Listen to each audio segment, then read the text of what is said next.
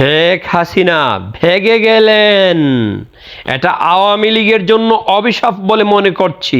তিনি বেগে না গিয়ে মৃত্যুবরণ করলে অথবা অথবা ফ্যানের সাথে ঝুলে আত্মহত্যা করলে কিংবা গণভবনের পুকুরে ডুবে মরে গেলে হয়তো আওয়ামী লীগের জন্য সম্মানের হতো। তিনি নিজের কথা ভাবলেন তার বোনের কথা, ভাবলেন না দলের কথা। তার বাবার চরিত্রটাও তিনি পেলেন না, তবে তার বাবার বোধ হাসিলতগুলো পেয়েছিলেন। লজ্জা, শুধু লজ্জা। তাদের জন্য যারা আওয়ামী নামক এই বিশ্বাসঘাতক দেশদ্রোহী দলের জন্য সন্ত্রাসী করেছেন, হত্যা খুন করেছেন, দর্শন করেছেন। আফসোস আড়ুয়া লীগের ব্যাকল নেতাকর্মীদের জন্য।